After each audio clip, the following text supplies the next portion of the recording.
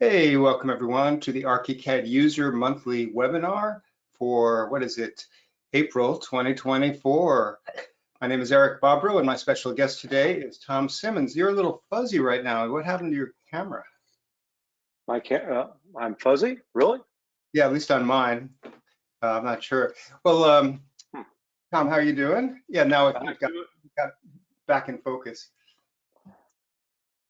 I am doing well, thank you. I don't know why it's fuzzy, but you know what? That time of the day. Right, all right. So let us know that you can hear us and see us. I'm going to be putting on our, sharing my screen here now.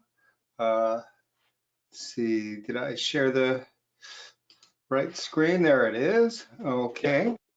Focus today will be on ModelPort, which is a wonderful add-on for ARCHICAD that Tom was instrumental in creating and delivering and maintaining. I know you have a development team that does the back-end work, but we're going to be learning about that.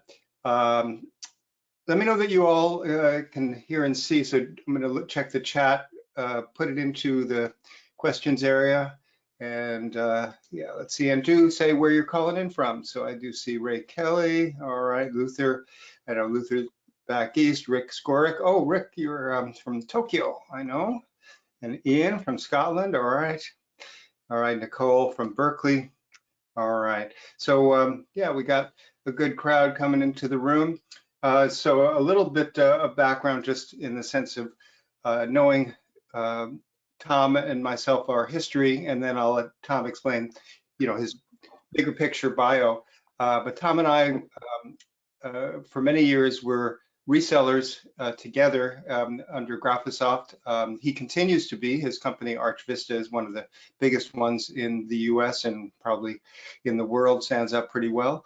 So for many years, we were colleagues and somewhat competitors in that area because both of us are in California.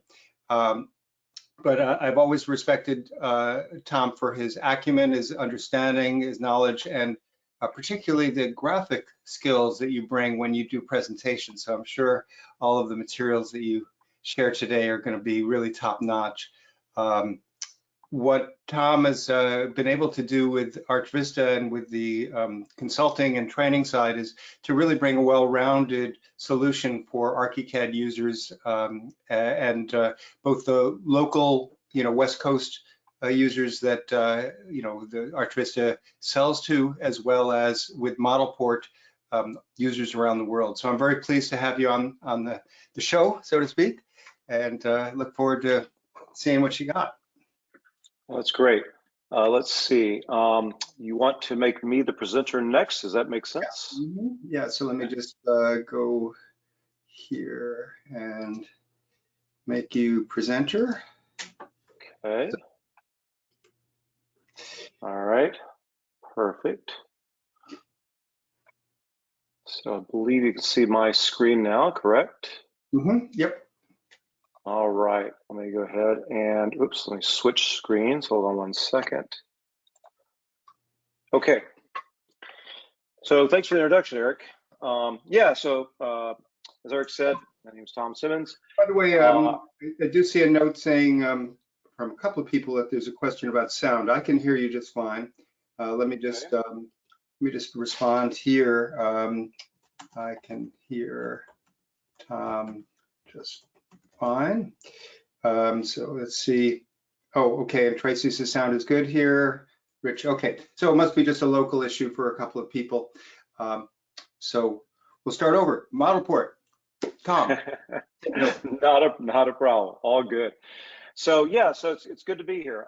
As Eric said, he and I have a long history together working in the Graphisoft community, and it's been a good number of years that we've been able to do, and a lot of travels that we've done together to different places with Graphisoft. That's been fun in many years. Eric, appreciate your asking me to come on today because this will be fun. Always good to reconnect as well. It was interesting too that you talked about both of us being in the Bay Area. So I'm over in the East Bay. Eric's up in the North Bay, and last week I actually was at a alumni reunion with the architecture firm I used to work for in San Francisco, which is EHDD Architects. They're a well-known firm here locally. They did the Monterey Bay Aquarium along with a number of other pretty high-profile projects around California and actually outside of California as well. But what was interesting was just the fact that, you know, I've been in Graphisoft now for, I guess it's about 2000, 1999, probably technically 98, somewhere in there. And I left EHDD in 97. So it was interesting to hook up with a lot of people I hadn't seen in many years, but they also just kind of put a stamp on how long I've been with Graphisoft, and I've been doing this for quite a while. So Eric, you and I have known each other for quite a while as well. So it's really good. And just if it isn't totally clear, Tom is an architect. I play one on TV. So. Good point. Yes. So that's my background. So as Eric said, I have a pretty strong background in architecture. I worked for firms here locally as well as in Texas, where I came from originally, and so I do have a really good understanding and familiarity with the process of architecture. Hopefully I'll convey a little bit of that today as I talk through some things. And then I've kind of brought that obviously into the technology side for what we do. As Eric mentioned, our company is ARCHVista Consulting. And so we're based here in the Bay Area. We represent clients for Graphisoft here in Northern California and also in Oregon and Washington. So we have quite a few clients up and down the West Coast. But beyond that, we also have a lot of clients who we built up now ModelPort as our add-on for, as it kind of says here, for editing and managing imported objects. And then also for another product we have, Learn Virtual, which we use for supporting ARCHICAD through training, online training. So let me just go ahead and get started. So here's what I'm going to cover today. And we're going to go through a little bit about, ModelPort. Hopefully it'll give you guys a good broad overview of what it, provides, what it's trying to solve, and I'll give you a little bit of an idea about where we're going as well. So let's start off with a little, agenda introductions here. Obviously, I am the business director, and I'm also a BIM consultant at ARCHVista. And we're going to go through how sort of the importing of content from ARCHICAD. I'm going to talk about the pros and cons of that. We're then going to talk a little bit about how to expand those sort of import options with ModelPort and how it does that. We'll discuss previewing models before import, which is a real issue that a lot of users have with working with external objects. I want to be clear that what we're trying to do, what we started with ModelPort was trying to solve the problem with external objects that you bring in from manufacturers, from consultants and other places out there that were not ARCHICAD native objects. But we've also had a lot of tools that we can now also provide some support with on the ARCHICAD object side. Then we're going to get into talking a little bit about how to edit those import objects, how to manage the performance, and this has been a big. Actually, we found over the last year in particular that performance is one of the biggest reasons people are buying ModelPort, because, as you probably have had experience, a lot of objects that you import externally can be really high polygon count, big file size, and just create performance issues for ARCHICAD. So we'll talk about that. And then finally, I'll just kind of talk about how to demo, get started, and we'll go to questions and answers. I've also got ARCHICAD open on the other side. We can go into that live, import some objects. I can show you that natively as well, or I should say live. Go ahead, Eric. Yeah. Where you going? I'd love to just get a baseline from people in the sense of what challenges have you had dealing with object imports, or a related question, just finding the right object in the library, to use for, your projects. So just in the chat or question area, just mention what things, you found frustrating, challenging, and maybe what sort of elaborate workarounds you've done to get around those. So it'd be interesting to see that as Tom, you share some of the features here. Sure, it sounds great. And then I just saw two things in the chat that said very low on the sound, and it's a tad low on my end too. So hopefully, I'll try and speak loud so that so maybe it can overcome whatever low sound we're having here, but hopefully that everybody else is generally hearing me well. I'm not really sure why, other than my AirPods here, but everybody's okay there. Okay, good. Okay, excellent. Okay, so let me go ahead and get started. And then Eric, if you see questions come in or feedback, let me know. Sounds like some people are talking about curtain walls and storefronts. So we can try to address that as well. Eric kind of helped to sort of go through that and let me know what maybe areas I need to focus on. Sound good? Sure, absolutely. Yeah, and it's other people are saying sound is fine, so it must be Good. localized. Yeah, perfect. So, okay, so as I mentioned, we're gonna start with importing content to ARCHICAD. And, specifically what I wanna, talk about is, the first part is what is the problem, what's the issues that we have in ARCHICAD and that we're trying to solve here. And that perhaps many of you have already experienced in your own working with ARCHICAD. And, what ModelPort's also trying to solve is to give us open up the opportunity to give you more access to more objects out there, right? So, and that's great, right? We have a great rich world of objects, and whether it's coming in through ModelPort or whether it's coming through ARCHICAD, the reality of objects out on the web and from various sources that you get is they're all in various formats and all quality varies tremendously. As I'll talk about Viking here in a second, who is a major company, but the quality of their objects is terrible. And it's this kind of issues that you have to deal with when you bring objects in from various sources. You go to SketchUp, or some places, 3D Warehouse, and the objects there's lots of them, they're free. Again, those objects really vary in terms of the quality. And so we'll kind of address that as well, and how ARCHICAD's trying to deal with that. So what ARCHICAD does really well with, and you guys have probably experienced this, is that if you're importing planar models, okay, meaning the objects have a good vertical surface, horizontal surface, maybe a slope surface, but they don't really have many curved surfaces. It's once you get into curved surfaces is where we really see issues. But this is a good example. SketchUp model imported from 3D Warehouse, comes in, looks great, we can start using it. 2D looks good, 3D looks good, great.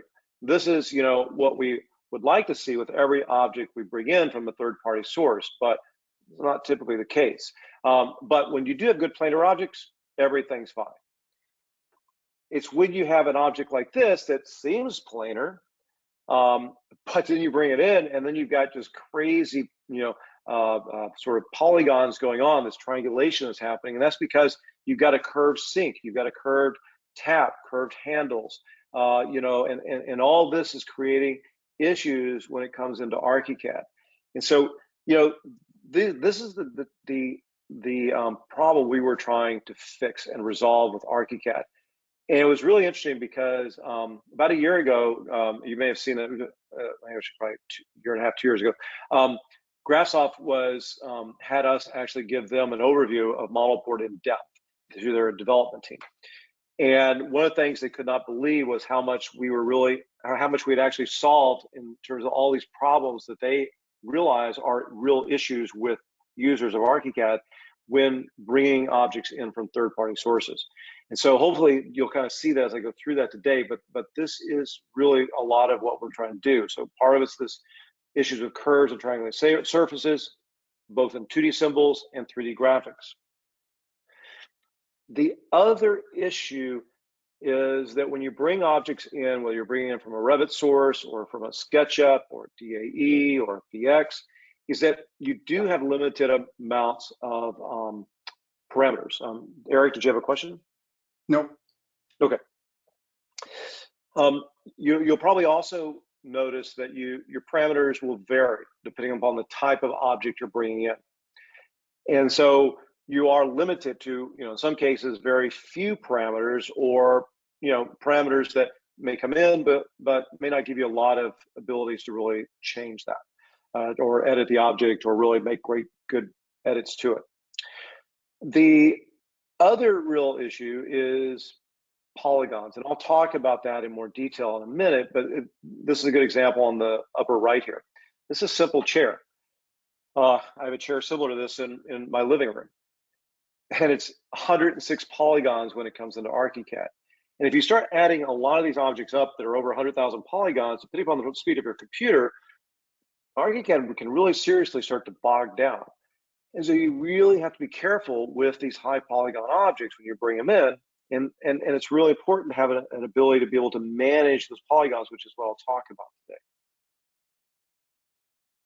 And of course, the other problem is the messy 2D graphics.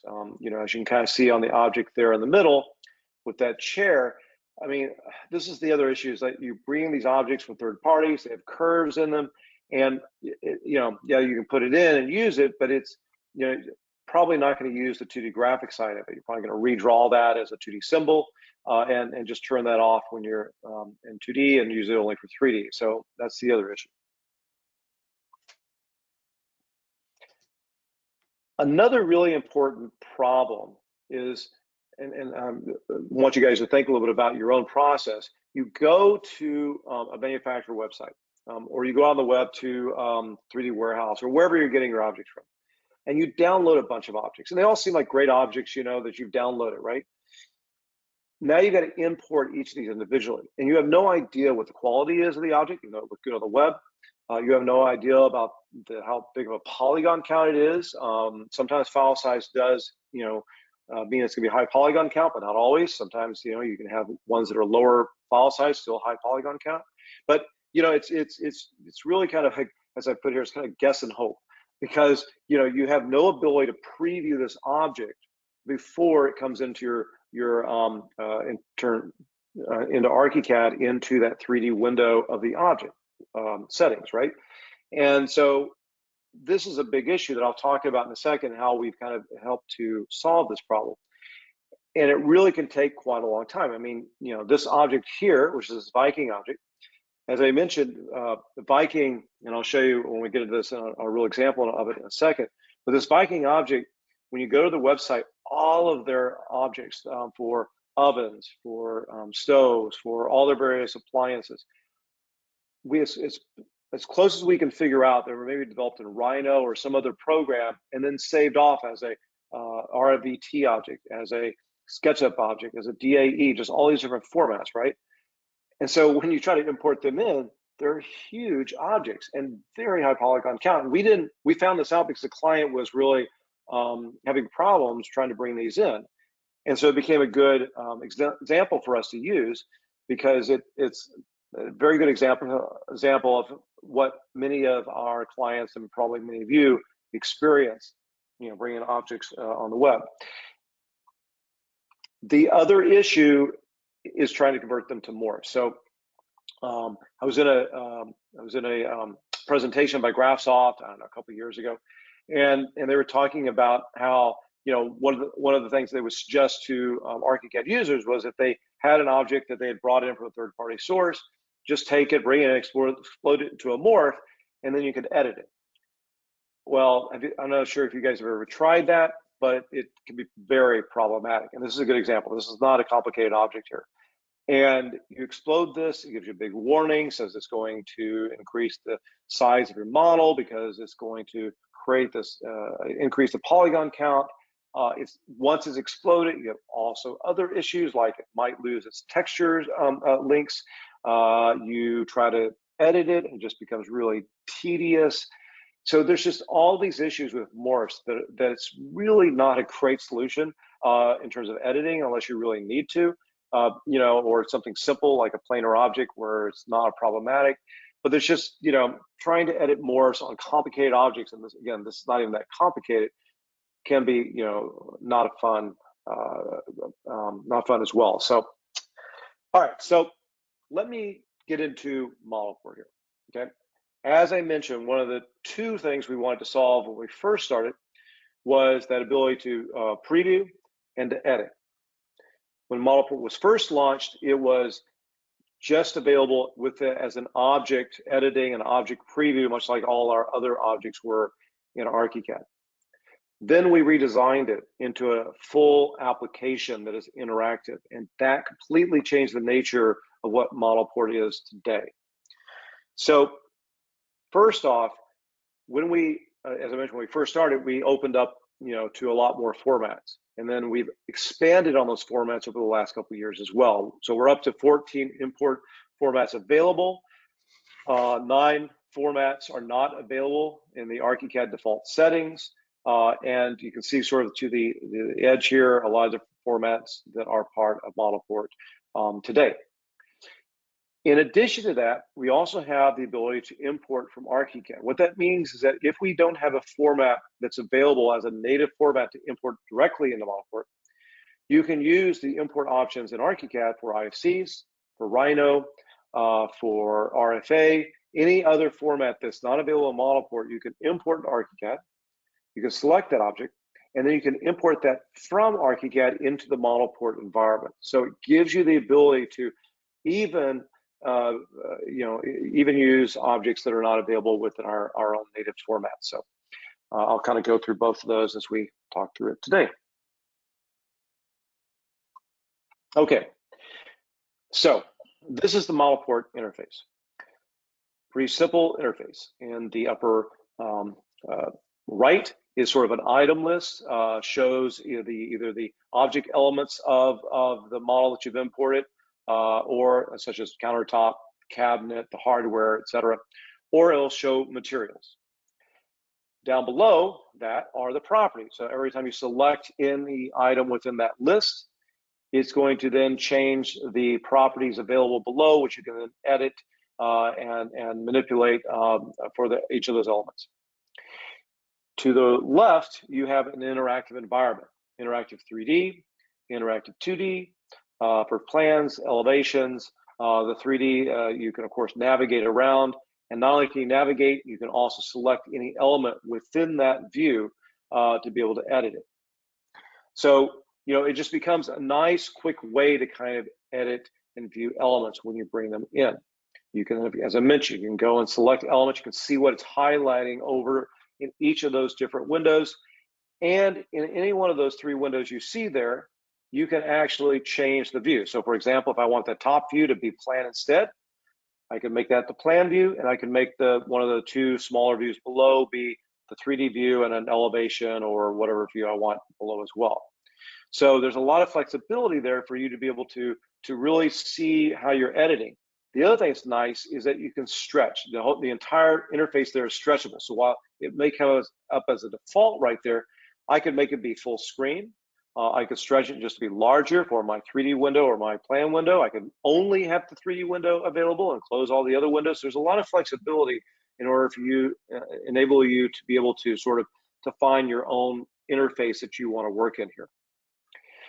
Now, the other thing that's really important is the ability to quickly preview models. As I mentioned before, ARCHICAD does not have that ability. So you're really hoping and praying that it's going to come in and it's going to be okay, because it doesn't put it in the memory. In ARCHICAD, it's bringing it directly into the model. Here, it's very quick to import objects because it's only in memory. It also enables you to quickly preview that model and prevent the ability to have to clean up the embedded library before. As I mentioned previously, if you had gone to the Google 3D warehouse, excuse me, not Google anymore, if you'd gone to the 3D warehouse Trimble, or if you, from a manufacturer, whatever, you downloaded a bunch of objects, if you've imported those objects, kind of take a look at them, they're all sitting now in your embedded library. Let's say you imported 10 objects, and maybe you only needed 1 or 2. Now you've got to go back through your embedded library and clean up and delete all those. And if you're like me, you forget that, and then 2 weeks later, 5 weeks later, a month later, your model's getting really big, and you're wondering why. And you go into your embedded library, and it's all those objects you imported that just start to build up and increase the size of your project. So you eliminate the ability to, or you eliminate bringing in objects you don't use, and you are able to review those objects before you import them to ARCHICAD. You also have the ability to preview multiple objects before they're ever imported to ARCHICAD. So again, say you brought, the Lidolier is a great example. You can see over here on the bottom left, or I should say you've downloaded a bunch of objects from Lidolier or whatever manufacturer or whatever source you're working with. And you want to be able to take those objects now, and you want to be able to preview them before you go through the process of importing them to ModelPort or to ARCHICAD. So with ModelPort, I can go and I can open up these objects in a ModelPort. Again, they're just opening into memory. They're really, really quick to open to memory. I don't have to take all the time of conversion, and all that time that you would have to spend before. So in this case, you can see how over here on the upper right, we're able to quickly, view and just go through each of these models. I can, edit these models. I can rotate these models. I can, really get in depth into looking at them. And then once I'm ready, I just click the create button and I start to import them. Okay, and that create button is where it starts to take the greater amount of time, right? Because that's the point where it's actually processing in ARCHICAD or processing into ARCHICAD to convert that model from our environment, which is sitting in memory, into an object within ARCHICAD. So you're saving a huge amount of time previewing these objects. And again, you're reducing the clutter for your embedded library.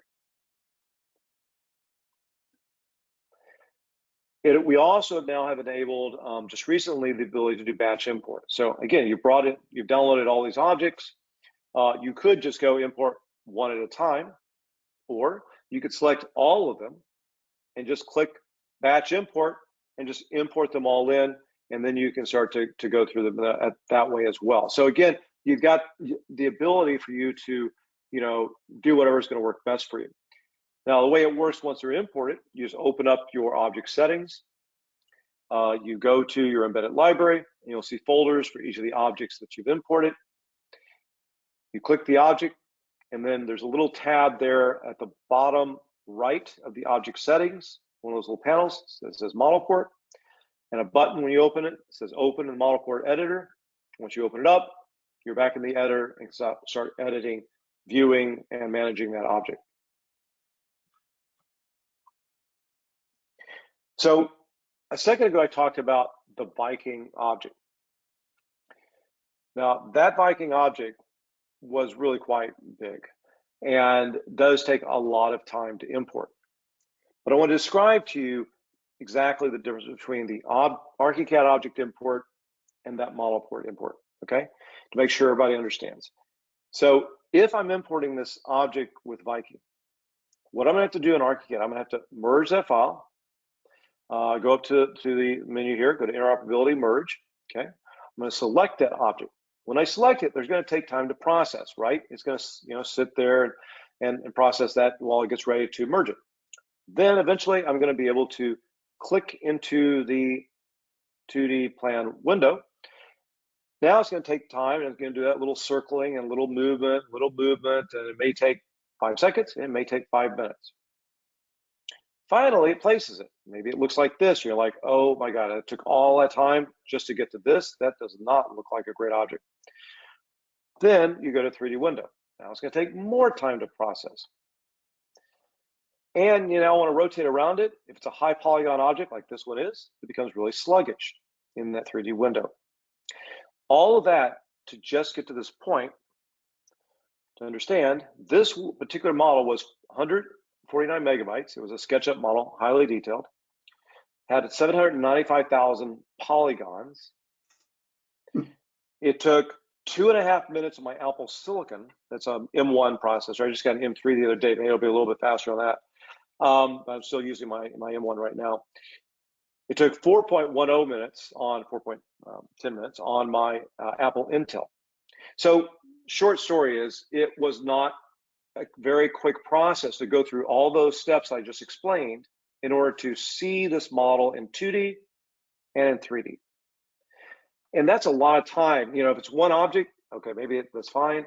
But if you've got a lot of objects, which we all do in the course of a project, and trying to it's not just one object, it's typically a bunch of objects, because you're trying to go through, again, a lot of objects to review before you finally decide on what object you're going to use. So let me now take you through the steps of ModelPort. Okay, so you understand that sort of speed comparison. So with ModelPort, when you install ModelPort, it puts a menu up at the top of your screen. Really simple. You select Open 3D Model. Okay, you go find your 3D model and then import it in. So I'm going to give you a real-time comparison here of what this takes. The other took 2.10 minutes on, or 2.30 or whatever it was on silicon, 4.10 on the Apple Intel. Let's see how long it takes here. So we're going to go select it. It's that same object, 149 megabytes. We're going to click it in. And on a Mac, I'm going to get a little rotating, little multicolored wheel here. Okay. And we're almost there. Okay, here we are. Okay. So we can now view, we can now rotate, we can now edit, we can see it. How long did that take? That took 11.21 seconds on the Apple Silicon. It's 92% faster than ARCHICAD. That's what I really want to make sure I'm stressing here. There's a lot of things I'm going to talk about editing and about managing, but I also want you to understand that when you're dealing with bringing in an object and also, and really importantly, previewing objects, ModelPort is so much faster than ARCHICAD because we don't convert that object into an ARCHICAD object until you're ready to. So you're always seeing it it's just bringing it into memory, which is really, really quick. And then you can make a decision as to whether or not you want to import that object into ARCHICAD or not. And that's the real power here in being able to have a preview editor that you can edit with, but also that you can preview with before you bring it into ARCHICAD. Make sense? Tom, I noticed that it's all monochrome. It's just one color. Is that? That's because that's the way that it's not us. That's the way that Viking actually, delivers their objects. And I'm going to show you in a second in ModelPort how to fix all that. But good catch, and I'm going to come back to that in a second and give you examples of all the editing steps to not only fix the color and the pin weights, but also the performance side of it. I'll come back to that in a second. Good catch there, Eric. Mm-hmm. Okay. So, let me still also, really important. Notice that we've reduced, and that arrow there is showing you that there's a red bar on the side there that's interactive, okay? So when it came in, it would have been a full red there, okay? Now that it's in, it's been reduced by default by 72% in polygons. And so I'm going to show you the steps of how to do that as well. So we reduced it, we had it much faster. The polygons have been reduced by 72%, and we can take it even further, which I'll show you in a second. Okay, now let me talk a little bit about using the interactive environment here for editing. Okay, again, it's for preview. The editing can happen before you import to ARCHICAD or after you already imported to ARCHICAD. Either way. So let me describe to you the two methods for editing. Up top, where the arrow is right now, sort of the upper left side there is select by. There's select by object, and there's select by material. Object would be selecting things for, in this car example, right? The interior, I want to edit the interior. I want to edit the body. I want to edit the glass. I want to edit a wheel. I want to edit the brake. So in other words, you're editing elements, objects within the model that you've imported to ModelPort, okay? That's what the model button is for. I'll show you the material in a second. But when you select the model button, okay, what you can do is you can interactively select on the items list to highlight each of those, or I can interactively select those elements within that 3D or 2D environment. So again, if I wanted to, I could also click down to the 2D elevation view of the car below, and I could click the wheel, the body, the glass, whatever, the hood, whatever it is I want to edit as well. So it becomes really fast for you to be able to quickly edit and not just guess, because sometimes when you bring in objects that do bring in some parameters, but you're kind of guessing with those parameters as to what they are, and it doesn't give you a way of interacting with the model as well. And I'll explain that there's even more interacting besides just changing materials here in a second as well. So first is the objects. Second is the materials. So when you click the materials, it's going to change and show you the materials within here. Okay, so we might have materials for, again, the interiors. You know, for the device, meaning like your maybe it's your dashboard, you know, within the car. You know, materials might, again, for the hubcaps or for the tire itself, for the lights up front. So all these different parts that have been defined as different materials for whatever model that you brought in.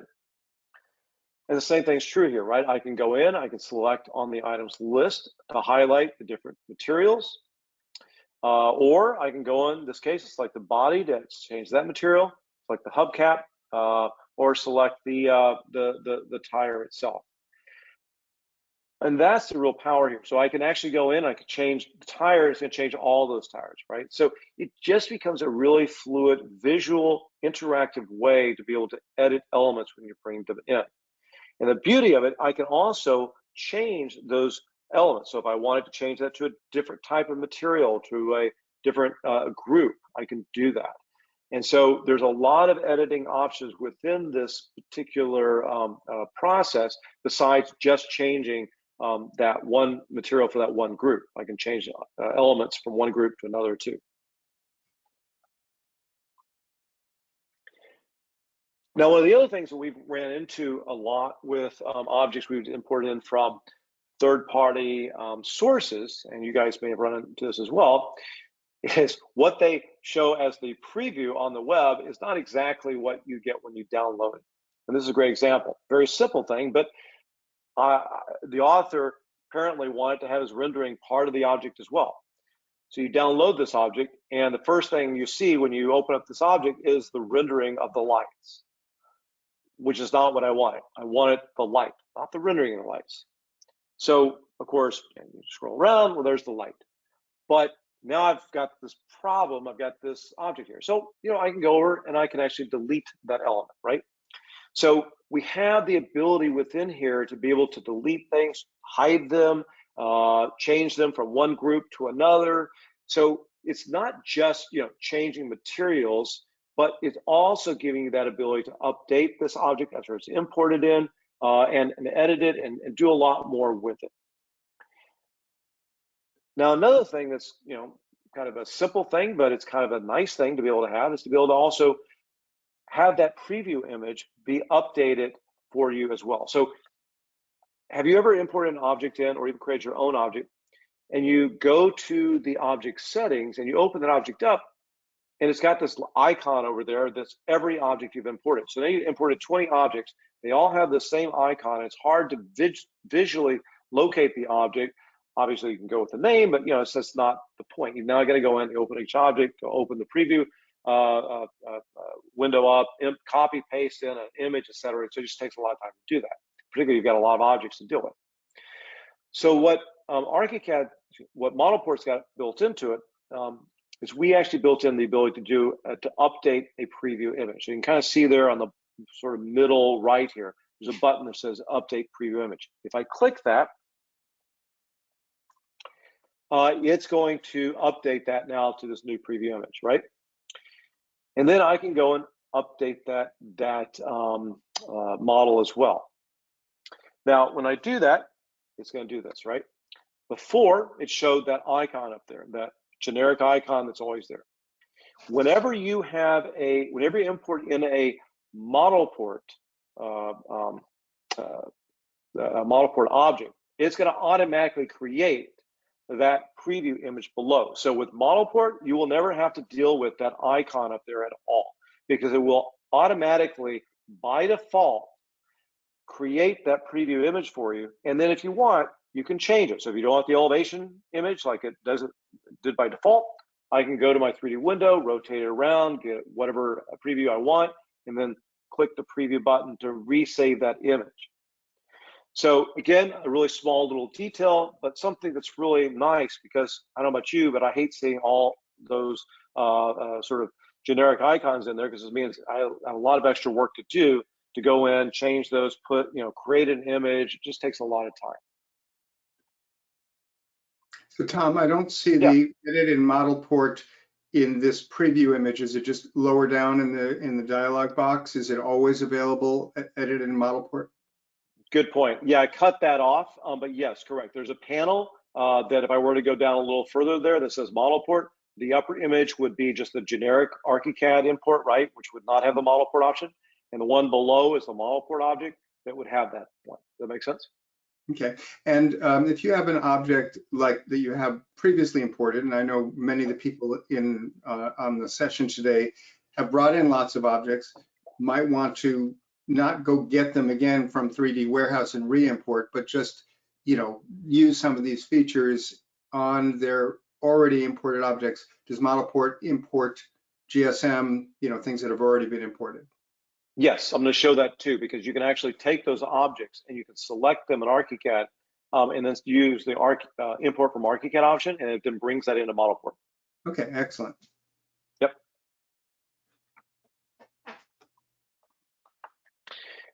We've also recently introduced something called click editable or click editability or click editable options within the preview window.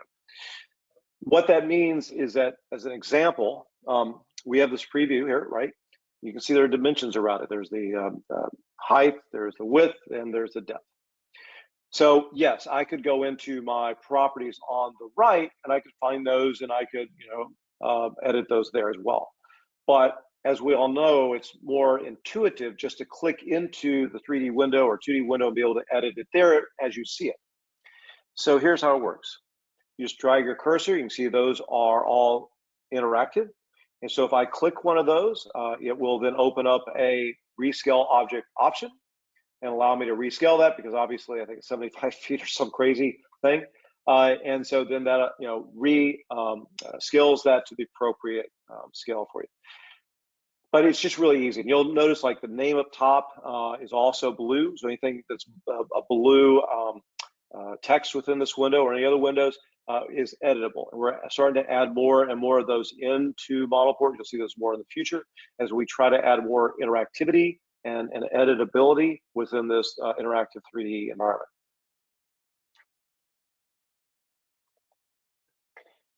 Now I'm going to use this little Lego man here as a great example of how parametric these objects can be. So you bring these objects in, and no, they don't have parameters in the sense of, you know, parameter says, you know, arm movement, leg movement, head movement, torso movement, or something like that, right?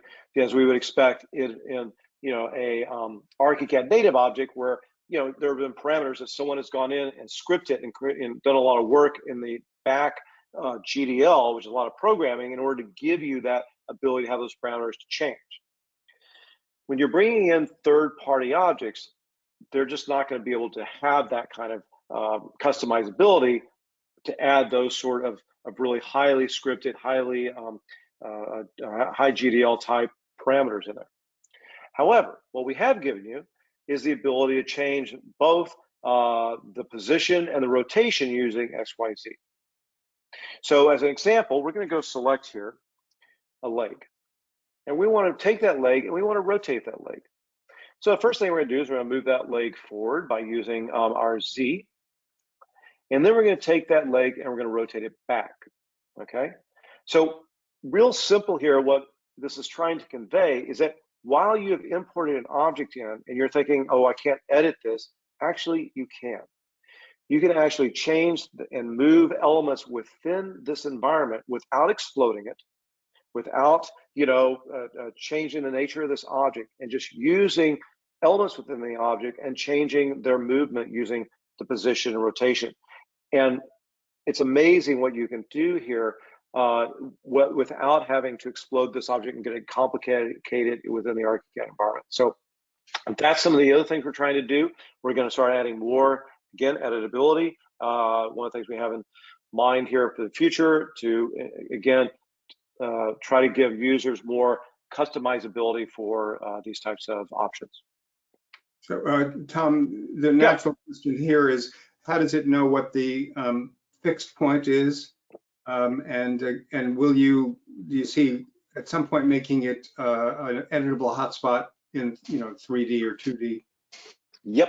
That's already on the, that's been asked by several users on both 2D and 3D to have editable hotspots so that, you know, you could actually go, for example, in the 2D symbol, have hotspots there for placing that. And then also in the 3D, be able to have hotspots that you could navigate around so you could move this relationship to that.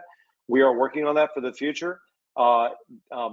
One of the really nice things is that when we started this, our developers were sort of part-time. They had other things going on. We have enough business now going on that one of our developers now is full-time. And so we're starting to grow that. And we'll be able to start adding more and more features in as we move forward.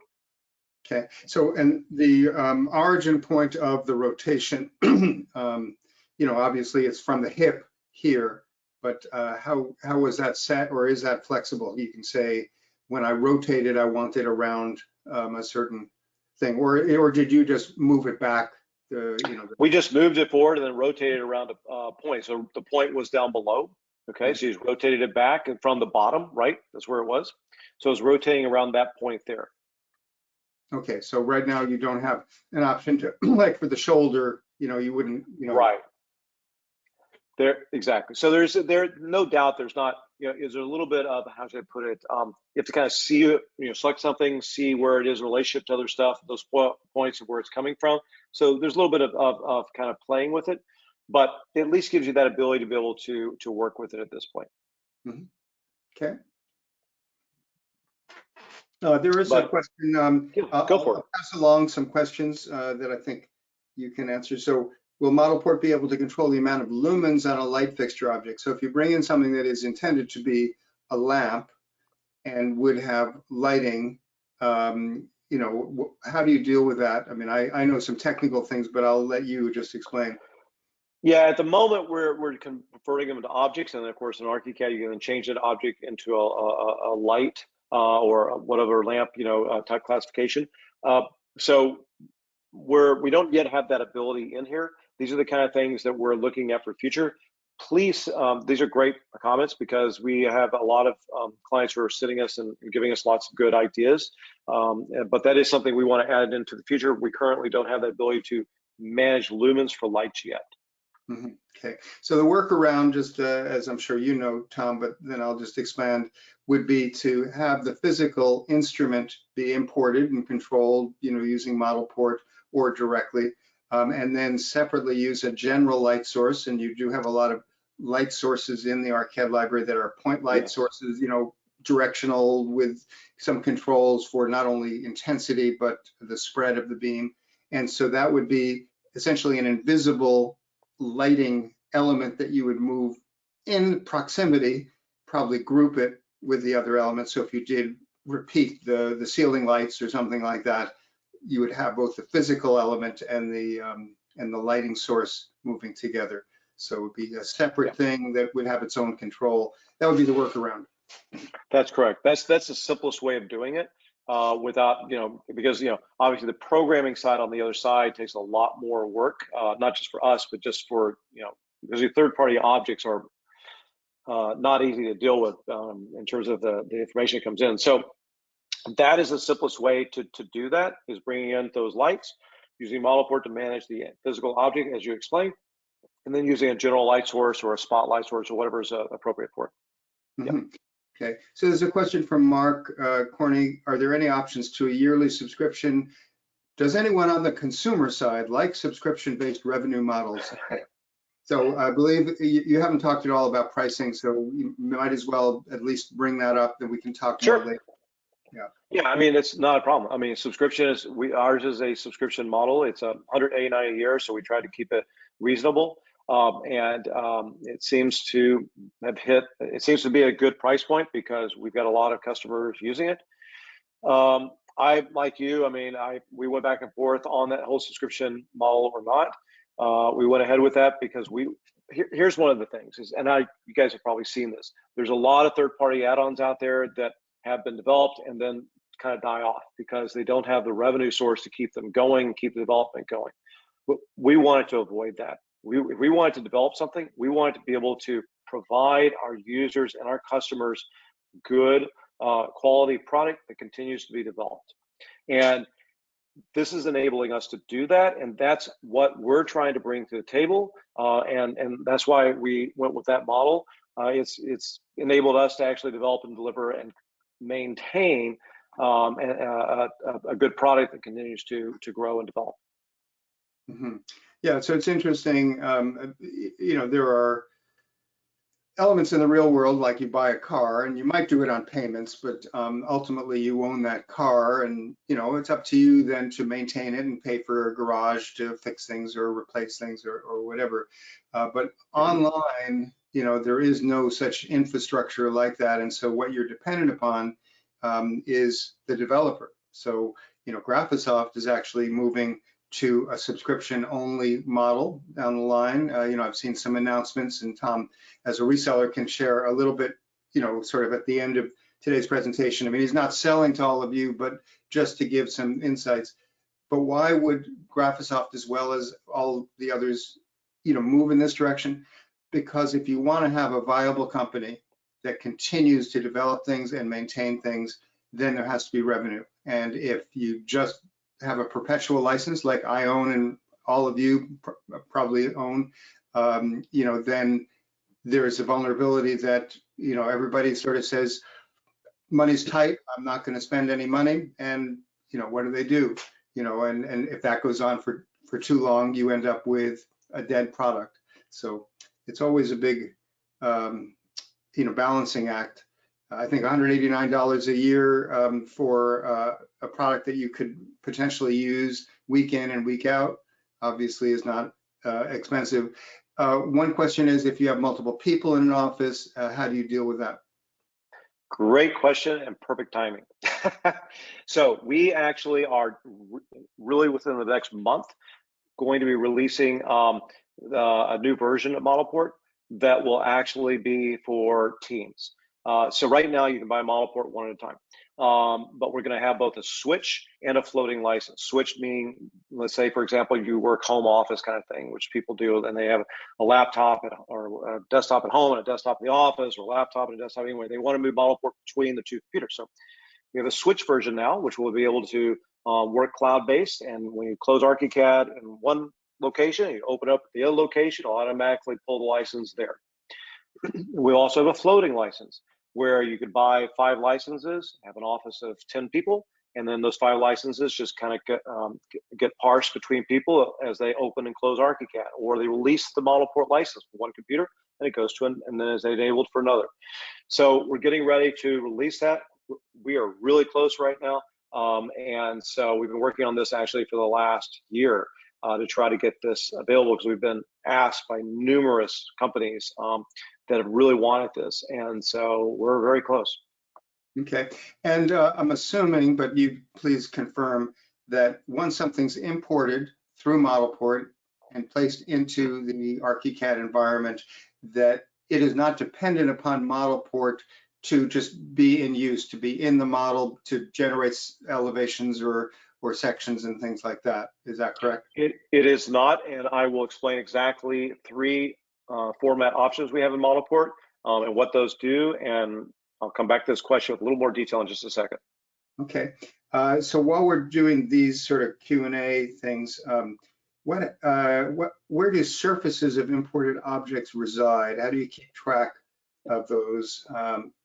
So I'm assuming from the way he put it in quotes that you're referring to the appearance of the elements, so what we call the surfaces in the definition. And we have layers, we have line types, we have surfaces. So whether it's a wheel or the asphalt, you know, what is the surface appearance? And so, sure.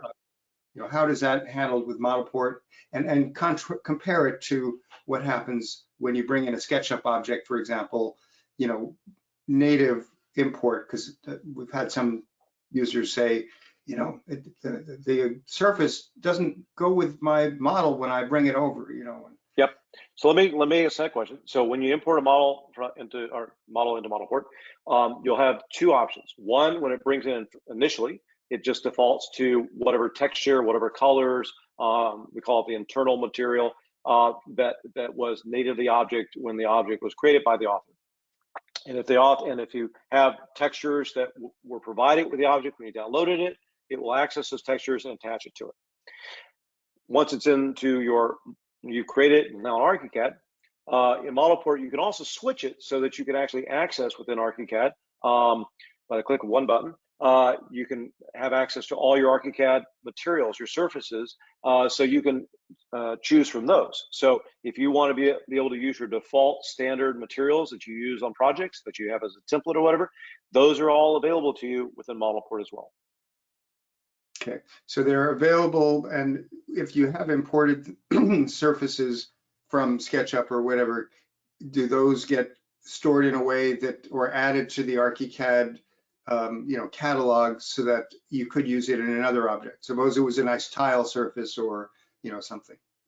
So one of the things that a lot of people have complained about is that when you bring in models import them in from other places, is they will start to kind of pollute, if you will, your settings, right? They could pollute line types, they could pollute materials, they could pollute all kinds of things, and you end up with like this just huge, increase in all this stuff, right? So what we tried to solve was not doing that.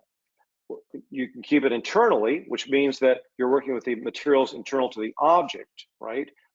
Using the native whatever was brought in there, or you use your material surfaces that you had as defaults within your project. So that way you're not, when you bring in objects that then start to add automatically surfaces and materials and stuff to all your settings, it just starts to get out of control. So we wanted to actually allow you to manage that a little bit easier and not to pollute your settings within your project. Does that make sense? So if you do switch, you mentioned there's a one button switch, then does it sort of start fresh and you have to go and say, all right, that's going to be Chrome, let me find Chrome, those sort of things? Or is it you just click a button and then it allows you to select ARCHICAD native? It's really easy, and I'll show you that in a second. Okay, cool.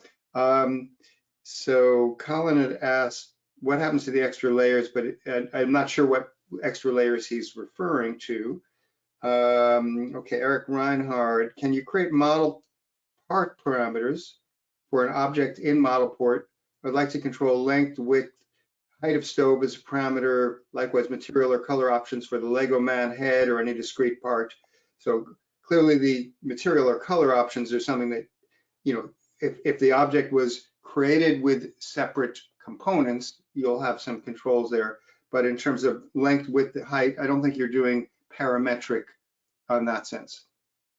No, we can't do specific parametrics to a specific element yet within ModelPort. That's something that is on our development list for the future. Right now, it's more of just an XYZ kind of movement of them by position and rotation. But that specific type of parameter is really difficult to do, right, when you're bringing a third-party source, because that's a lot of GDL behind the scenes. However, with our interactive environment here, in the future, we are going to be able to control that because we have the control in this environment separate from GDL. So it gives us actually a lot more ability to be able to create those kinds of editing options within here. So we don't have it currently, but that is in our plan for the future. Okay, excellent, excellent. Yeah, that I guess there's visual GDL. Was that it was something that Graphisoft experimented with, and I don't think it really became part of the main product. And what was the Paramo? Paramo? Yeah. So that's another thing related to just having something somewhat easier to script, but still seems like making a whole separate environment like this, at least potentially your developers can make a superior interface. Well, that's what that's our plans. And so we actually have some, I can't really say what it is yet, but we have some mock-ups. Let's just put it that way. Okay. By the way, Steve Nichols is pleased to thank you for your old book, Step by Step. So some of you who've been around for a long time remember the ARCHICAD basic training manual that Tom created in the 90s, probably. Yes, it's very good. And yeah, so it was definitely a very good resource for learning on your own or with, with someone else training you. So, All right, Okay. so we've All right. interrupted you enough. Let's go back to whatever else you have. Sure. Let me go to the next screen. So real simple. Once the object is placed in a ModelPort, okay, wherever it's at, right, 2D or 3D, doesn't really matter, or elevation, section, wherever. You just click the object. You'll see a little MP button right next to it. Just click that MP button, and it will automatically open up. Oops, sorry about that. It'll automatically open up the interface and start working with it from there, right? So pretty simple to work with. Let's see. Yep. And then, of course, there's what I just mentioned earlier. There is that button down at the bottom of the interface. That's what you were asking earlier about, Eric. That's just below a couple of panels down. And just click the button there, and it will open up that interface as well. Now, let me talk about managing the performance, okay? This is the other part that's really, really important in ModelPort, and there's several ways we're managing that. The first, very simple, is by polygon counts, right? And also by reducing those polygon counts. So this tree is a great example, right? It's what is this? It's how many? It's about 1,122,291 polygons. That's a pretty big tree. You know, high definition. Something we downloaded from one of the sites out there that provides lots of good high quality content for plants, trees, etc. We want to see how this worked in ModelPort. You can see that we bring it in, and the tree rotates around. It's really easy, and we can work with that. Now, what happens, you'll see in the bottom here, is when you select an element, okay, you've brought that in, and when you select that element, you can then choose the poly reduction option down below in the properties interface. When you select that, it will first automatically reduce that down by two decimation steps. Okay, so what that means is I select that. Okay, and let's see. There we go. So you select that, right? And then what it's going to do is it's going to bring that down. Okay, and decimation steps, which you can kind of see there in the bottom right. Okay, right now it's set to 2 decimation steps. Decimation means that it's basically decreasing the quality, right, by decreasing the amount of polygons with every element. On the leaves here, you're not going to notice that much, until you really get it down further. And we've seen somewhere we take those decimation steps down a lot, the quality you can really see starts to go down. But it depends. You can take it down 2, 3, 4, 5. You can enter however many steps you want to take that down. Some objects, 2 might, reduce the quality quite a bit. And other objects, you might do it 4 or 5, and it still looks good. So, it's just a matter of the object. There's no 2 or 3 that's always going to be the best kind of thing. You're just going to have to vary that on the object that you're working with. Once you have reduced those polygons, you just simply click the button that says freeze geometry, and then you create or update that object, and now it's updated that with that reduced polygon count. Okay, that's the way that you can then manage these objects when you bring them in. This particular object, right, by coming in, reduced it by 81, almost 82% in the reduction of polygons. And that's what we're trying to, this is what we're trying to do with this, right? On top of the ability to give you ability to edit, ability to preview, all these other things. But the other thing is managing these objects, because these are not ARCHICAD objects. Someone here was asking a second ago about trying to be able to edit or add parameters in to be able to change, like the height of an element or to the height of the shelf or whatever parameters are specific to elements within the object. These are all third-party objects. They're not ARCHICAD data GDL, which means they were not scripted in a way that keeps it really robust and really lean. Instead, these objects come in most often with lots of polygons, because that's what SketchUp does. That's what Rhino does. That's what all these other programs that are designed in that manner. The BIM programs don't create as many polygons, but they're also more difficult sometimes to do these kind of more organic style types of modeling. So anyway, this gives you that ability to control that and to also freeze it so you can maintain that. Now, you were asking a second ago, Eric, about what happens with ModelPort when you bring objects in. Can they be used on other machines? Can they, does it rely on ModelPort? Okay, so I have two answers to that question, and one answer is if you let me back up for a second.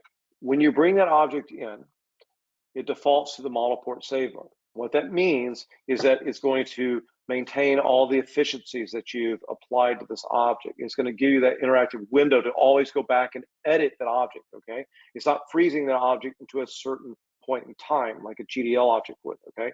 Instead, it's giving you that ability to open an object anytime you want, re-edit it, and keep editing it and keep moving forward with it, okay?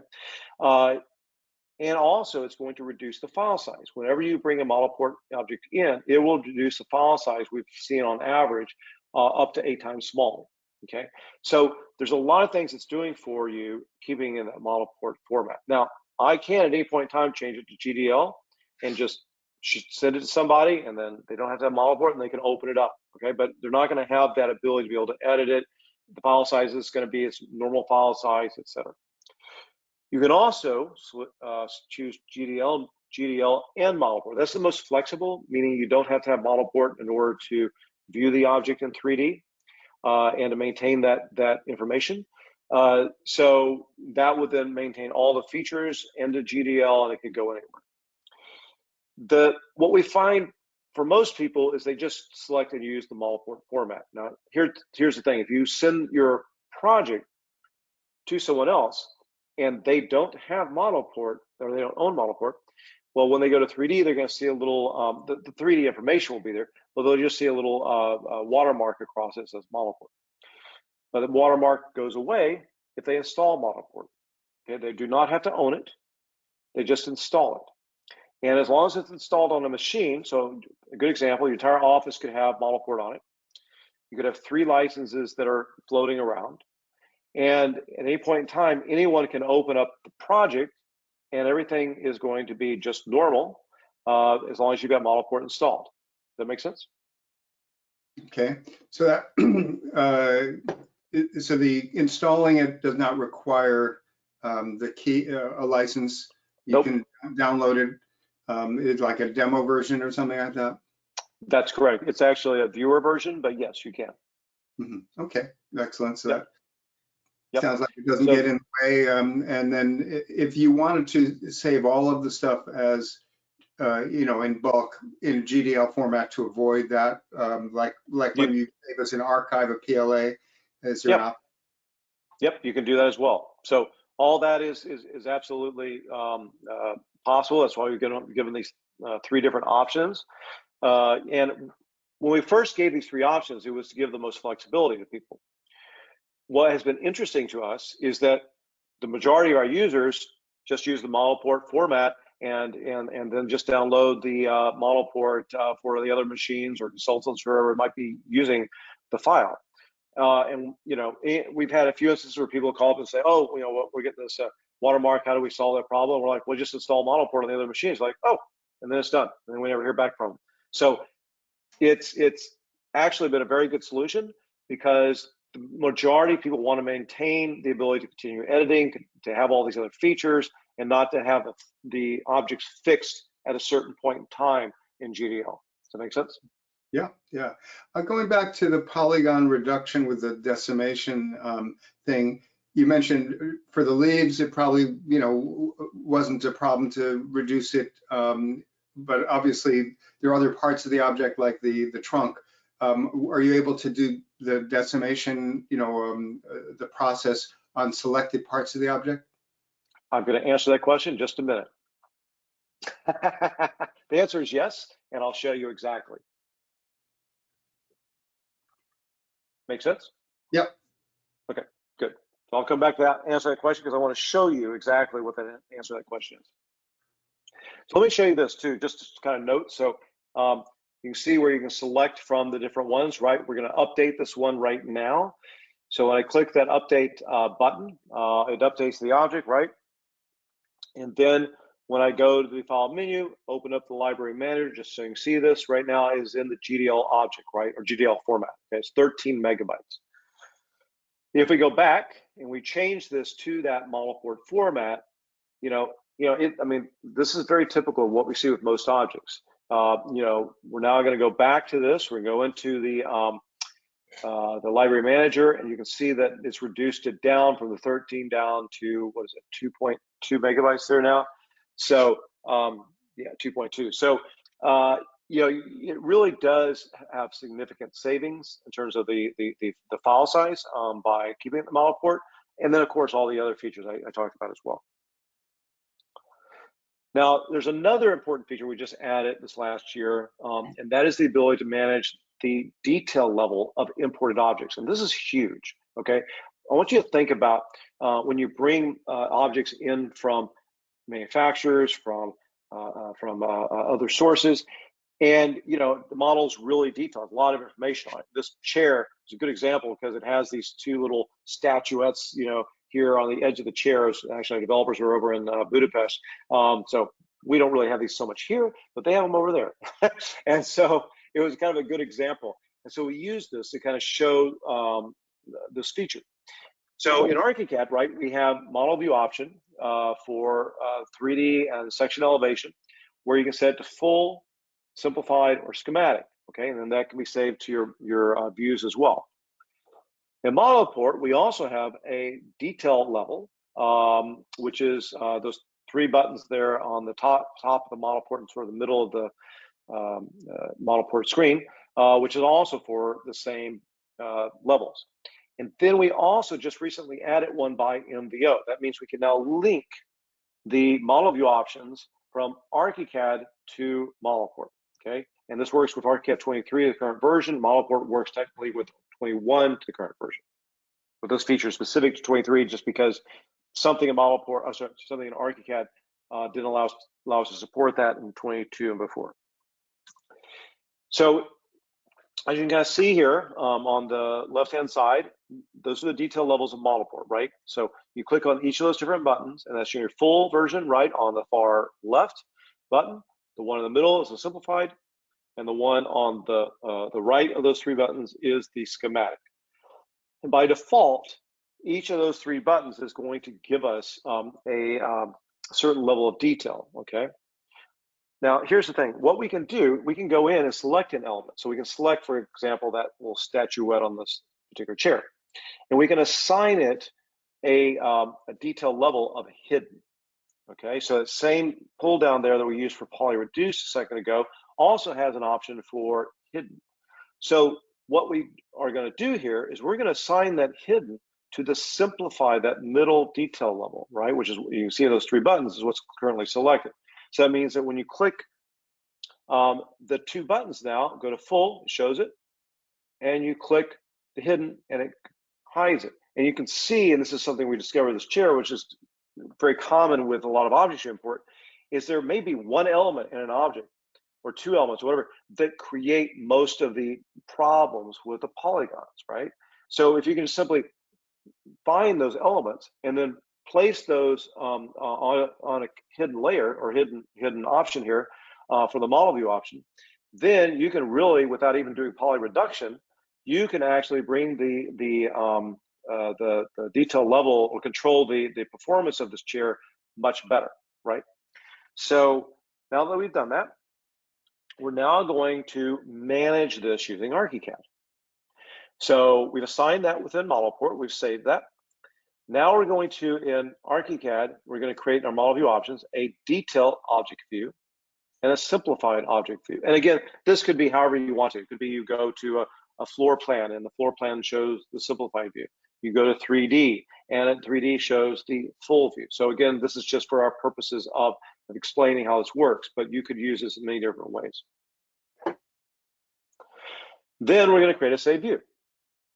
Because the save view can also access those different detail levels, right, within those model view combinations that we create, or model view options, then we can create a rendered view and a document view, right? So, in our rendering view, we want to have this turned on because we want to see the detail level of that statuette on the chair.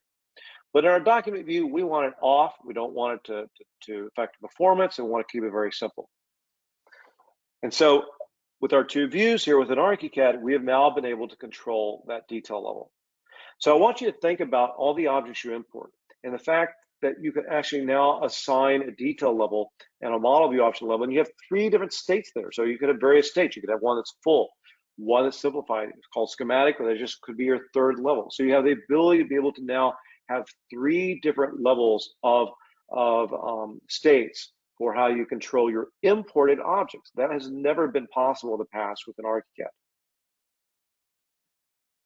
Yeah, very impressive. So finally, I'm going to take a lot of the stuff I've talked about, okay, and I'm going to give you one more example. This example is how to edit a complex imported model. And we're going to go back to Viking, except we're going to use a different Viking object now. We're going to use a Viking oven.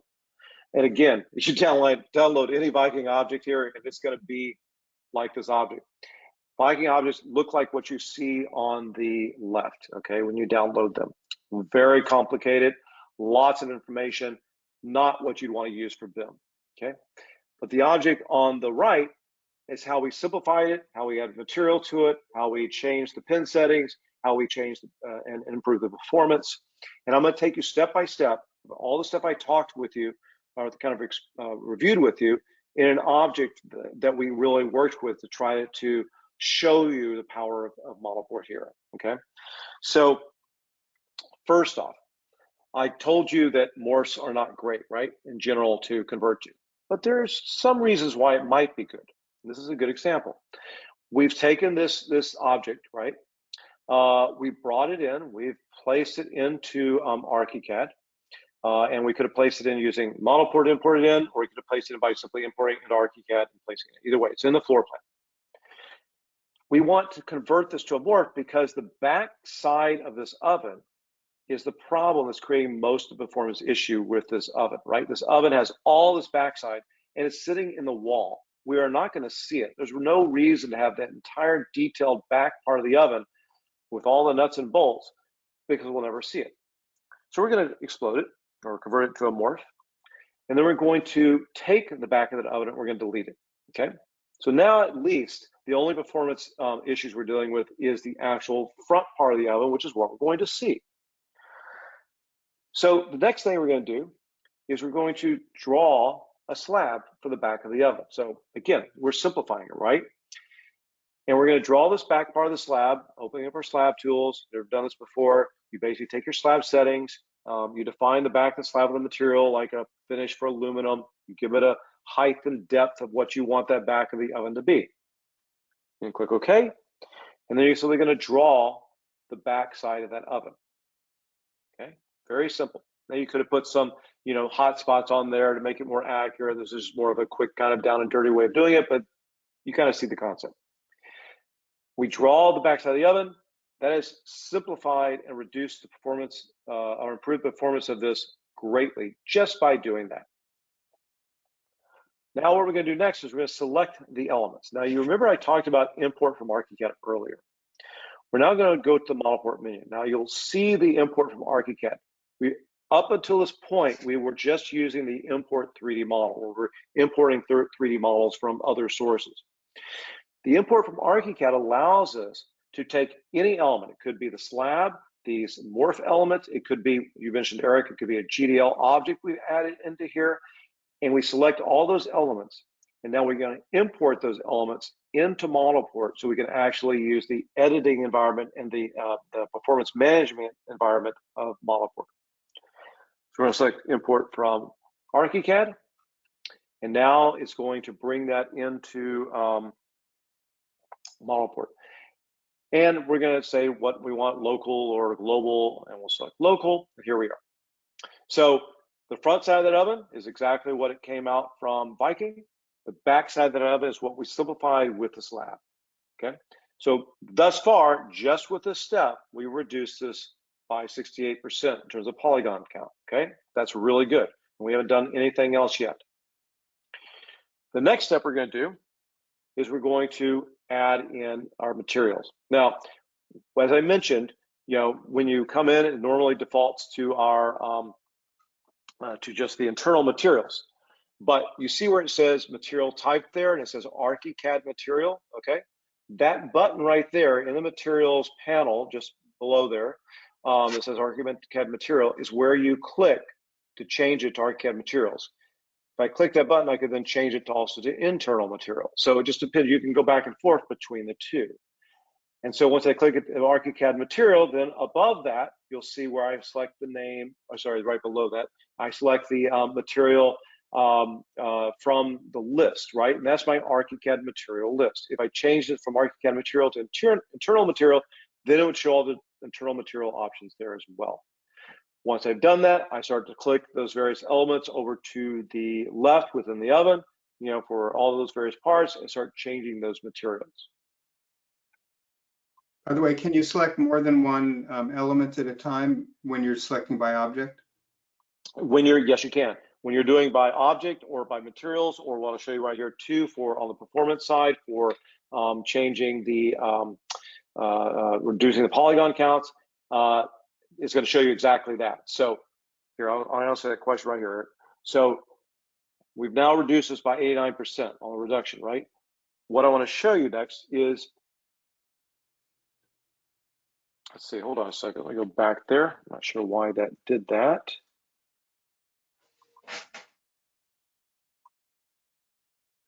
All right, well, something went wrong here, but let me just show you. I'm not sure what went wrong there. Oh, here we go. Okay, so we're going to select all meshes. Okay, and this would be the same thing if I was doing it for material. I could do the same thing. I am using, hitting a button on my computer, my shift key, and I'm deselecting elements by holding down the shift key right now, right?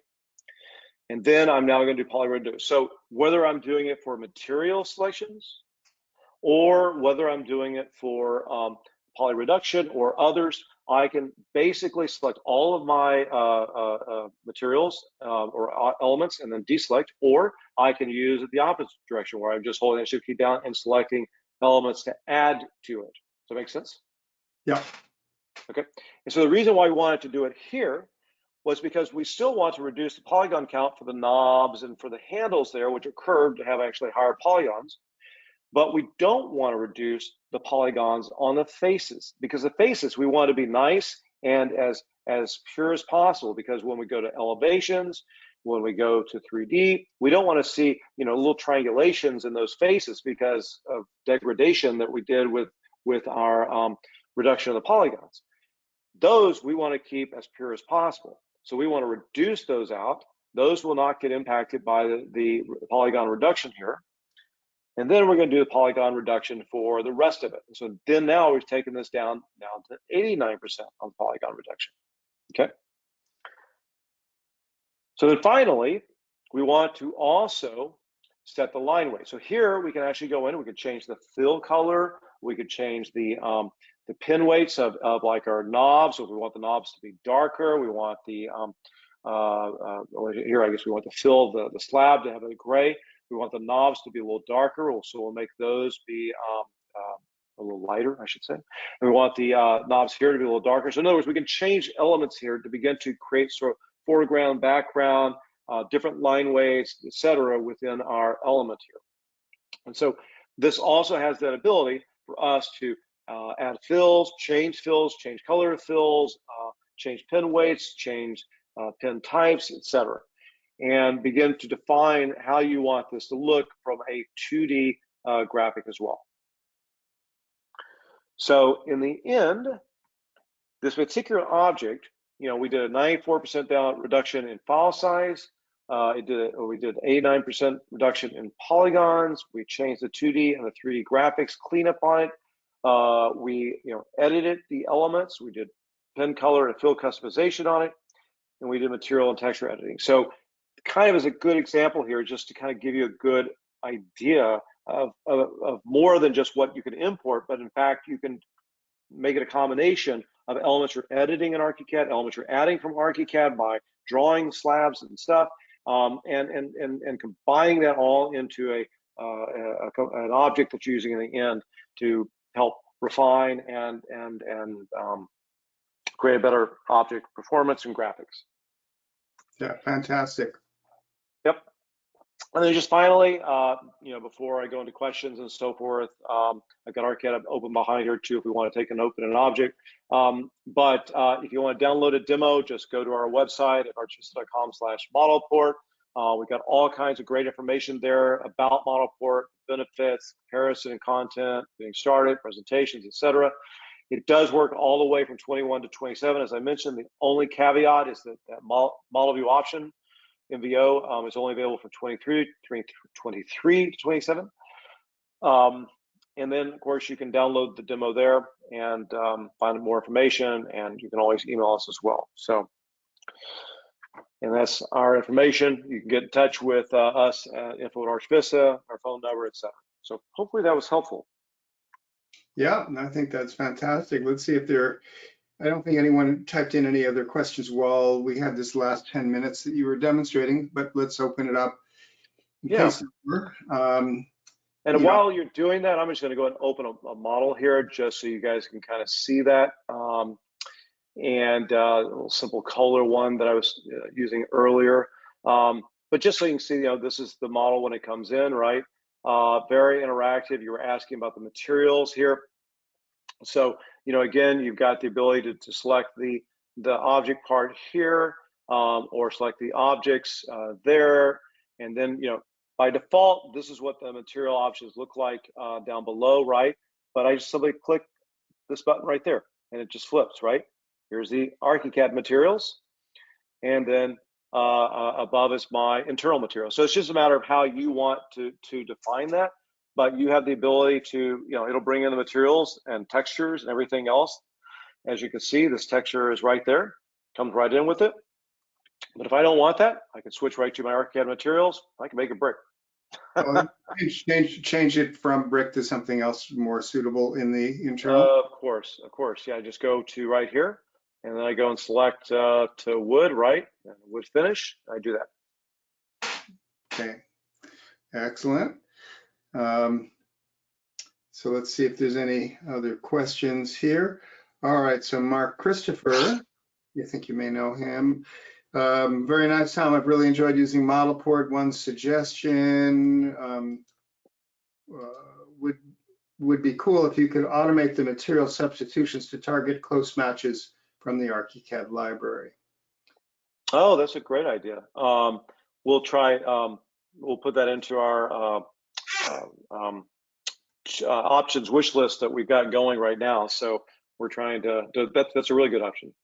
Mm-hmm. Yeah, the other one that we've been asked for, which we hopefully will be able to do very soon, is to have an editing environment here for our 2D. Right now, this is all automated. It cleans it up well, but it still is automated. There's still little things I'd like to clean up more. And we're going to have an editing environment for the 2D graphic side as well. Mm-hmm. Chucho says, minor question, perhaps petty. Sorry about it. Does ModelPort allow custom placement of hotspots? Sometimes the selection points of an object do not relate to the displayed item. Good point. We don't yet. In order to do that, we're going to have an editing environment here within this 2D environment, right? And that's our next step is once we get this next one launched, we're working on that. So I hopefully maybe within the next year, we're going to have that available. Okay, excellent. Now, one challenge that I'm sure you're aware of, Tom, relates to things like ganging windows. You have some fancy combination of opening windows and an arch window on top and whatever, or even just simply some certain number of them in a row, and you're using the ganging feature in ARCHICAD. It can look good in elevation, it can look good on plan, but in the in the schedule, they're separate pieces, even though maybe they're ordered as one thing and you want to list them as one thing. So I've created years ago a tutorial showing, well, you can essentially make a copy of the whole thing, turn it into a morph, do some stuff, and then turn it back into a window and do custom cutout if it has non-rectangular shape. And so a very elaborate process, and I made a video, might be half an hour in length, so it's maybe you could do it in 10 minutes, but it's certainly not trivial, and it's there are limitations. How does ModelPort deal with windows and doors? You know, and you know, are there options like what I described? Well, windows and doors, you bring an object in. With ModelPort, it will always bring it in, and it becomes an object, right? So that's what it does. It becomes an object by default. Now, once that object is created and imported in, you can then, in the object settings of the GDL settings side of it, you can change it from a object to, as I mentioned earlier, a light, or to a door or a window element, and which then enables its ability to be able to be available in a door or window and be able to be inserted into a wall, right? Currently, it doesn't do that automatically because there's a lot more, to doors and windows are more complicated because of all the various components that are part of that, right? And so, we don't have a clean way yet to get that part of it. We'll probably work on that here in the near future, but it's one of those things where it's just not, you just have to start off with an object when it comes in and then move it over from there. Does that make sense? Mm-hmm. So I guess you would, if you were to select, let's say that you had, a big central window, two side windows, and one arch, one over the center. That's sort of a, I wouldn't say a common shape, but it's a feature window. So there's 4 windows in all. If you place them and you gang them and they looked, pretty good, but they just weren't scheduling, could you select the 4 windows, import from object, import from ARCHICAD, and have ModelPort, grab them like you know. So yeah, let's just see that. Let's just give that a try. So yeah, if we were to take a wall, right, and we were to import, let's just start with one window, and we put the window in here, and we select that in window, and we go import from ARCHICAD. You selected a model element import. I've not tried this before. This mode, you have 2 options, position, okay, local. Okay, there it is. So yeah, so there's our object in ModelPort, right? And so yes, you could bring it in here, and it's going to give us, an elevation. That's for the plan view. We can look at it from, other views as well, right? Oops, shaded, excuse me. And go front view. So there's the front view. What if you had more than one? Let's say, can you? I understand that, and obviously there are more things to explore. But what if you put an arched one on top of it? Just so we're not trying to get 5 of them together, but just an arched one on top of it, and then you. Okay, let's see. Let's go to an arch, and Like a half arch, so it would just sit on top. Yep. Where is that half arch?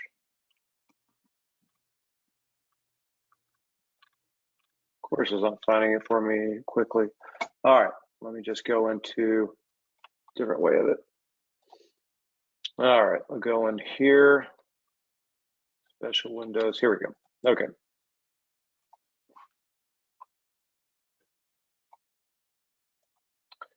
And let's just go to 3D. And we take this, drag it up. So like that, right? Yeah, I mean, obviously it could be cleaned up to be the exact same size, but same technical 2 things, yeah. But yeah, you can import that in from ARCHICAD, local, and then imports that in. So yeah, I mean, it's definitely, it's right now we don't have any ability to edit this environment, right? That's what we're working on for the near future. So, but right now, just bring these in as individual. So I'm not sure if that answers your question or not, but So would you be able to override the 2D, by doing some redrafting, selecting this and the 2D line work and resaving it as a new object? So currently, what it's going to do with the 2D is it's simply going to bring that in based upon wherever it's kind of cutting it and seeing it in ARCHICAD, right? So, once I create that, it creates it as a window, okay? And then that window now sits inside of ARCHICAD is a window here. So what I'm going to have to do is then place that as a window, or an object, excuse me, and then open that up. Well, I don't touch the place. I could also do it other way, but anyway, I'll just do it this way. And then I'm going to go to my library. Let's see, excuse me, libraries, and open object.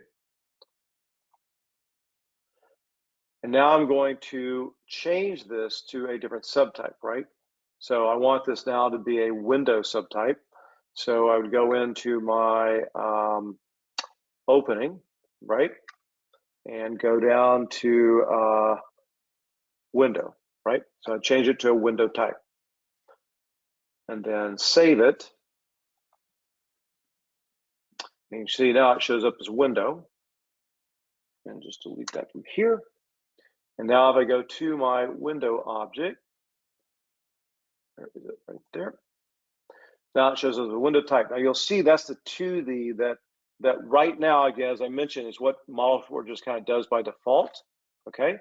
I can now open this up, edit this 2D and the 3D GDL part, right?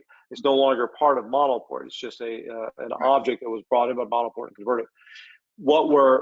As I mentioned, what we're planning to do next, and it'll be interesting to kind of talk about too with our developers about Windows. That's a good call on that. Is to have this ability within ModelPort to be able to, edit that, so that, when we're actually, bring an object in, none of this is editable, right? It's just, these are just what it creates by default, okay? In the future, this will be editable. Right, okay. Well, it's clear that you're moving in the right direction. You're responding to user input and feedback, and you have the development resources to be able to continue to push the limits. And obviously there are some things that may be very gnarly or very challenging, and other things that are they just take a little work. Yep. So we'll have to see how far you can go with the editing functionality there, but it's clear that you've done a great job of making it usable, powerful, flexible, just gives a lot more capabilities than are built into ARCHICAD. So fantastic, Tom. Yeah. Yeah, and if anybody online, if you're a ModelPort user, or if you're a user of ARCHICAD and there's things that frustrate you that you would like to see, let us know. Because a couple of things are going on. First off, obviously we're trying to improve ModelPort. Second off, we're looking for other products to develop. We've got some ideas right now around foliage and trees and plants, but we're also just trying to solve problems that people are having, that we're seeing out there. So if there are things that are frustrating to you with ARCHICAD, I'm sure nobody has frustrations, right? And let us know. There's some things that you're using ModelPort that you would wish and hope that it would have to help solve problems. Let us know, because we're trying to, again, make this better, and also looking for some other new areas that we want to develop for. And so the best thing to do is so that we can do it to help solve problems you're having, and also to make ARCHICAD better. So So Mark, Christopher had mentioned something about an origin is sometimes offset, so schedules can have is this something that you're familiar with, that Mark's given feedback to you? I'm assuming meaning offset, meaning the model itself is offset when you're placing it? The origin of the model. So I mean, if you say I'm putting this object into this room, but the origin might be on the other side of the wall, so it shows up in the schedule with the wrong room, so. Oh, I see what you're saying. Okay, that's good to know. I did not know that. So yeah, email that to us or to me, and we'll try and look into that, so that we can try to solve that, because Martin, who's our developer, he's always solving problems people have. So we'll put that in the queue, and my suspicion is it'll get solved pretty quickly. Right. Now, what was so you've talked about importing from a variety of sources, and of course SketchUp or manufacturer stuff can come in with various issues, including polygon counts and lack of flexibility of the surfaces that this all resolves. Can you speak a little bit about interoperability with Revit families, RFA? How does this help? Or does it help in any significant way with Revit families? So with Revit families, we are limited to what ARCHICAD or Graphisoft ARCHICAD, right? Because they've got the Revit importer. We've talked about designing that Revit importer ourselves, but it's a very complicated, it's a difficult thing to do. So currently, what we're doing is we're relying on this process, which works also for IFC imports, for Rhino imports, etc. So let me show you. If you go to a Revit import RFA, right, and I go to a Revit object, and let's just say we're bringing this emergency one in, right? So it's going to come in. It's going to do the little moving around of the our ball that's kind of moving here, and then it's going to import that in. So currently it's in ARCHICAD screen, and it comes up like this. So this is the whole ARCHICAD process, right? And so you can do it with more polygons, less polygons. We'll just do more. And then do you want to import it as an MEP element or an object element? Really depends on what it is. But yeah, you can do either way. And then you just go import. So add it to our objects, and so then we open this up, right? So here's that embedded library of that object that we brought in, okay? And if we look at that in 3D, it comes in, it's kind of upside down. But we go into the custom settings, and we have some settings here. This is really all that's available, right? The edge snapping, stretching, 2D representation, surfaces, and that's not much. And these are all grayed out. So that's what you get. So you place this into ARCHICAD. Okay, now it does its thing. Now we want to edit this, so I'm just going to select that element, go to ModelPort, import from ARCHICAD. Okay, so we don't have the ability to do anything else with families, right? Another what Graphisoft's bringing in. However, we can bring this in and then start to do things like we want to take and rotate it, right? We want to change its scale, orientation, XYZ, whatever. Here with this, we want to, Can you just show the orientation change? I didn't see what you had a choice of orientation, but then I didn't see it. You when I first brought it? Oh, when I first brought it in, you mean? Well, just show what you're changing. I didn't see it rotate around visibly. Okay. Yeah. So we go to import from ARCHICAD.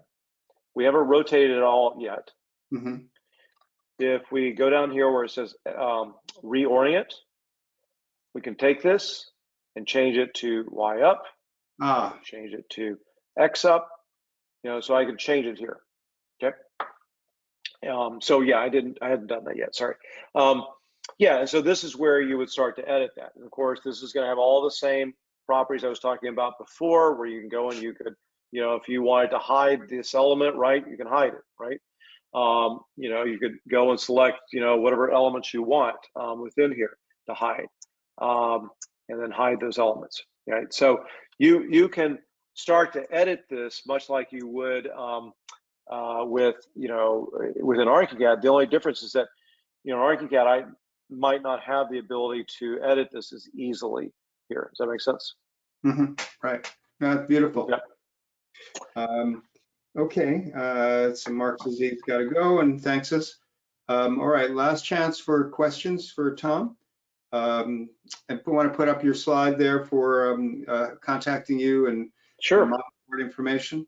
Yeah, I mean, it seems like if you are routinely importing objects from manufacturers, from 3D warehouse or elsewhere, you've probably run into issues, you've probably run into challenges, and this addresses so many of them very elegantly. So I think a great solution that you've created, Tom, and it's great to finally see it, because I've just read I'm on your email list, so I've read about it, but I've never seen it demoed. Good. Yeah. Well, I'm glad we were able to do this. Appreciate your putting this together. All right. So I don't see any other questions here. I guess we had about 60 odd people, through most of it, and now we're down to 40. So kept most people's attention, and definitely filled up the time with a lot of great explanation and demonstration. And a question: your PowerPoint, or is this Keynote? Yeah, it's Keynote. Keynote. You have all of those little videos. So is it just one video per slide, and then you just bring up the slide and sort of hit a key to play the video? Yes, correct. Keynote is a very flexible tool, so you can actually stop, you can put a movie in, you can stop it at certain points and start it on the next slide and so forth. So yeah, it's a really great way of being able to do presentations. And right. What I like about it from my perspective is that while I can get in ModelPort, and I do the same thing with ARCHICAD, and I can, move around models, change things, etc.